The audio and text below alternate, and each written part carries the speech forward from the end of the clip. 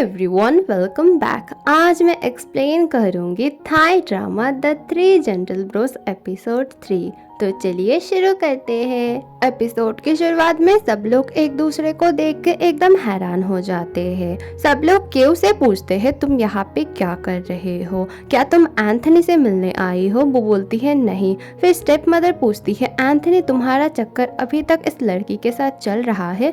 वो बोलते हैं नहीं, ऐसी कोई बात नहीं है। फिर सब लोग इससे पूछते हैं, तुम यहाँ पर क्या कर रहे हो? इज बोलता है, मैं तो इस लड़की के पीछे आया था। तभी सब लोग बोलते हैं क्या? और केओ भी बोलती है, क्या तुम मेरा पीछा कर रहे थे? वो बोलता है नहीं, ऐसी बात नहीं है। फिर सब लोग पिम को पूछते हैं, तुम यहाँ पर कैसे? तुम्हें कैसे पता चला कि हम लोग यहाँ पर है? पिम बहाना बना देती है कि मेरी मीटिंग है। स्टेप मदर बोलती है, मैं तुम्हें अच्छे से जानती हूँ, आई होगी अपने बेटे के पीछे। फिर इच पूछता है, आपको कैसे पता चलता है मैं कहीं भी हूँ? वो बोलती है नहीं, ऐसी कोई बात नहीं है। सब लोग एक दूसरे से लड़ना स्टार्ट करते हैं। इसी बीच क्यों भागने की कोशिश करती है और वो एक लड़की से टकरा जाती है। इस लड़की का नाम है पा और ये इच की एक्स गर्लफ्रेंड है और ये वही लड़की है जिसके साथ इच की स्टेप मदर ने उसकी मैरिज फिक्स की हुई है और इसे पिम एकदम ही पसंद नहीं करती है। वो समझ जाती है कि ये स्टेप मदर की ही चाल है, उन्हीं ने इसे बुलाया हुआ है और ये सब क्यों हैरानी से देख रही थी। क्यों जाने लगती है, पीछे पीछे इच आता है और इच बोलता है, तुम यहाँ पे क्या कर रही थी? तुम मेरे फादर के पीछे आई थी ना? वो बोलती है नहीं, मैं किसी और से मिलने आई थी। वो बोलता है कौन? वो बोलती है मैं नहीं बता पाऊंगी। फिर इच उसे बहुत ही बुरा भला बोलता है। फिर वो रोने लगती है और वो देख के इच ज्यादा रोने लगता है। इच बोलता है प्लीज तुम रोना बंद करो, मुझे लगता है कि तुम अच्छी हो, कोई और मेरे फादर की मिस्ट्रेस है, वो कौन है बोलो? वो बोलती है मैं वो नहीं बोल सकती, लेकिन मैं नहीं हूँ। फिर वो पूछता है, क्या वो तुम्हारी कोई फ्रेंड है? लेकिन फ्रेंड के लिए तुम इतना क्यों करोगी? क्या वो तुम्हारी सिस्टर है? वो कुछ भी नहीं बोलती है। फिर भी इच उसे बोलता है, तुम मुझे बहुत हर्ट कर रही हो। वो बोलती है, मैंने तुम्हारे साथ क्या किया? इच बोलता है, तुम समझ नहीं पा रही हो कि मैं तुम्हें क्या बोलने की कोशिश कर रहा हूँ। और फिर वहाँ पे आ जाती है पा और पा आते ही बोलती है, तुम तो वही मिस्ट्रेस हो ना, लेकिन तुम इसके साथ क्या कर रही हो? तुम इससे दूर रहो। और वो गुस्से से बोलती है, हाँ मैं वही मिस्ट्रेस हूँ। इस भी बोलता है, मुझे पता था कि तुम नाटक कर रही हो, तुम ही हो जो मेरे फादर की गर्लफ्रेंड हो, मैं ऐसे ही तुम्हें अच्छा समझ रहा था। क्यों वहाँ से गुस्से से चली जाती है। पा फिर इच को बोलती है, चलो तुम्हें फैमिली के सब लोग बुला रहे हैं। फिर वहाँ पे इच आता है और उस ट्रैकर को लेके सब लोग पिम को बहुत ही उल्टा सीधा बोलते हैं। इच उन्हें बोलता है, आप बहुत बुरी हो, मैं भी बड़ा हो चुका हूँ और फिर भी आप मेरे पीछे ऐसे क्यों आती हो? इवन सिर्फ मेरे पीछे ही नहीं, आप मेरे भाइयों के पीछे भी पड़ी हुई हो। जब वो लोग भी थोड़े बड़े हो जाएंगे, वो लोग भी आपको छोड़ के चले जाएंगे और आप मेरी फैमिली नहीं हो, ये रही मेरी फैमिली, मेरे मदर फादर। पिम बार बार बोलती है, मैं तुमसे और तुम्हारे भाइयों से प्यार करती हूँ, इसीलिए तुम लोगों का ख्याल रखने के लिए मैं ये सब करती हूँ। और फिर पा भी उन्हें बहुत ही उल्टा सीधा सुनाती है। पा और स्टेप मदर उन्हें बहुत ही बुरा भला बोलती है। पिम को बहुत ही बुरा लगता है। पिम पा से पूछती है, तुम तो मेरे बेटे को छोड़ के चली गई थी ना? पा बोलती है हाँ, लेकिन अभी मैं बहुत रिच हो गई हूँ, अभी मैं वापस आ गई हूँ। पिम उसे बोलती है, तुम मेरे बेटे से दूर रहना। स्टेप मदर बोलती है नहीं, वो भी हमारी फैमिली ही बनने वाली है। पिम बाहर से जाने लगती है। इच को बुरा लगता है, वो अपने मदर को रोकने के लिए जाने लगता है, लेकिन स्टेप मदर उसे रोक देती है। पिम बहुत ही ज्यादा रो रही थी, उन्हें बहुत बुरा लगता है। वो बोलती है, मैं अपने बेटों से प्यार करती हूँ और सारे ही मेरे पास से दूर जाने लगे हैं। दूसरी तरफ इच को भी बहुत बुरा लगता है। वो ड्रिंक कर रहा था और रो रहा था। वो अपने मॉम को कॉल करने की कोशिश करता है, लेकिन बोलता है नहीं, उस औरत से मुझे बात नहीं करनी है। और वो बार बार क्यों के बारे में सोच रहा था। वो बोलता है, तुमने बहुत रुलाया मुझे और मैंने भी तुम्हें आज रुलाया है, लेकिन मैं क्या करूं? मैं नहीं चाहता कि तुम मेरे फादर के साथ रहो। मेरे फादर बहुत बुरे हैं, वो तुम्हें बस रुलाएंगे, वो हर लड़की के साथ यही करते हैं। फिर वो बोलता है नहीं, उस लड़की के बारे में मुझे नहीं सोचना है। फिर वो अपने मॉम के बारे में सोचने लगता है। दूसरी तरफ क्यू बहुत परेशान थी। उसकी मॉम फूड लेके आती है और बोलती है इतने रात को डिलीवरी करने की ज़रूरत नहीं है। वो बोलती है नहीं, रेगुलर कस्टमर है। फिर वो फूड डिलीवरी करने जाती है और वहाँ पे ही इच था। इच आता है और बोलता है मुझे राइड दे दो। क्यू बोलती है नहीं। फिर वो बोलता है मैं बहुत ही ज़्यादा ड्रंक हूँ, मुझे घर तक छोड़ दो। वो बार बार मना करती है। इच बोलता है ठीक है तो मेरे पैसे वापस करो, जो मिलियन मिलियन पैसे तुम्हारे पास है। वो बोलती है कैसे पैसे।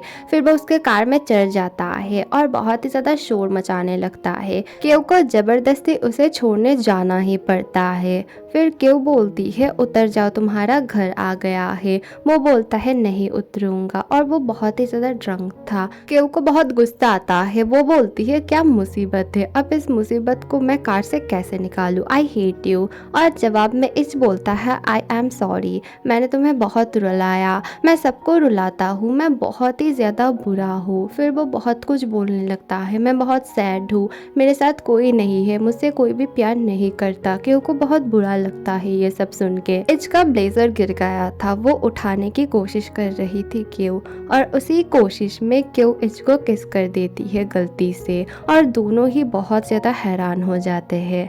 इच का तो नशा ही उतर जाता है। क्यू उससे माफ़ी मांगती है, बोलती है गलती से हो गया, मैंने जानबूझ के नहीं किया। इच बोलता है ठीक है फिर से करो। वो बोलती है तुम मेरा एडवांटेज लेने की कोशिश कर रहे हो।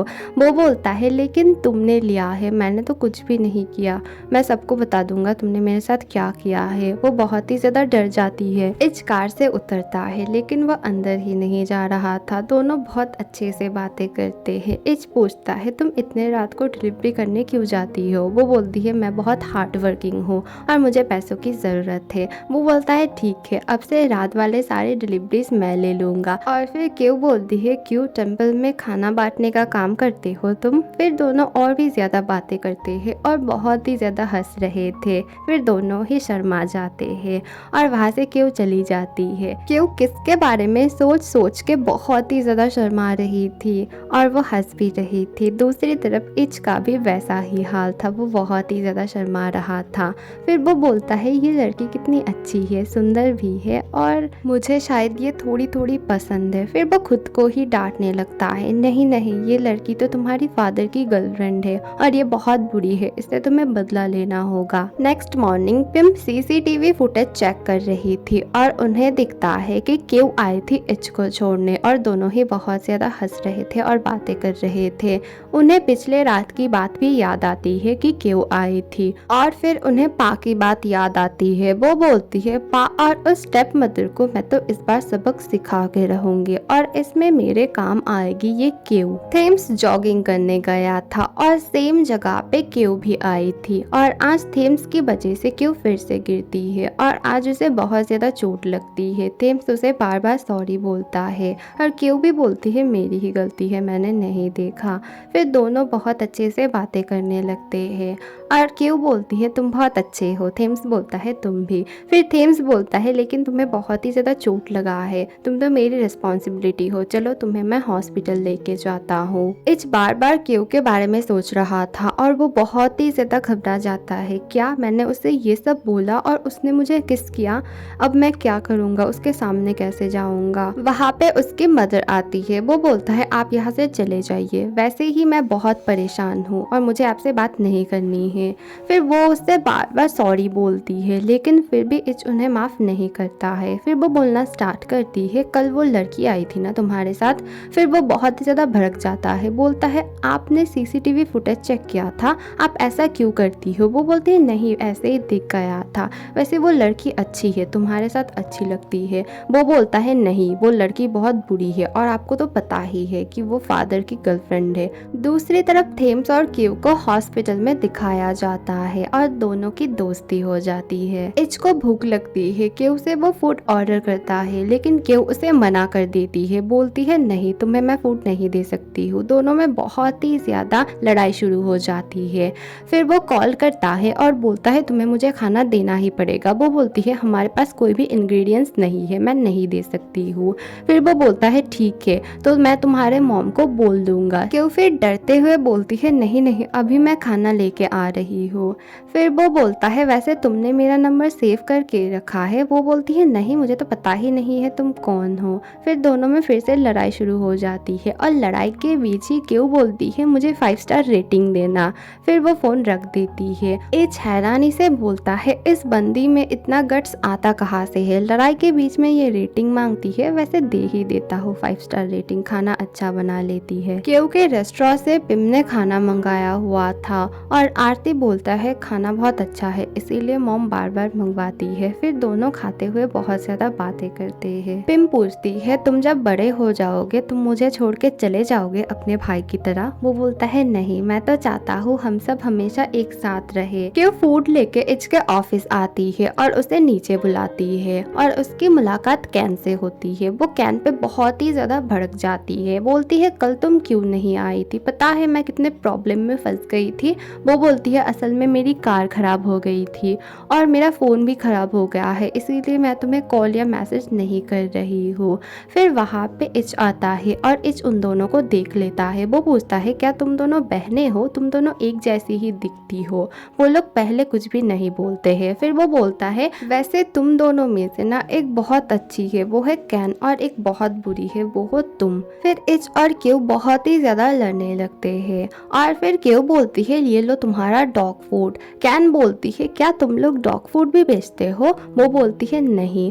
फिर इच बोलता है नहीं नहीं, मैं तो नॉर्मल फूड ही खाता हूँ, ये नॉर्मल फूड ही है। क्यू फिर लड़ाई के बीच रेटिंग मांगती है और इच बोलता है कभी नहीं, तुम्हें मैं बहुत ही बुरा रेटिंग दूंगा। फिर क्यू की स्कूटी खराब हो जाती है, इस ठीक करके देता है। क्यू वहाँ से चली जाती है। कैन इच से माफ़ी मांगती है, बोलती है तुम प्लीज़ कुछ बुरा मत मानना, वो बहुत छोटी है इसीलिए ऐसी करती है। वो बोलता है नहीं नहीं।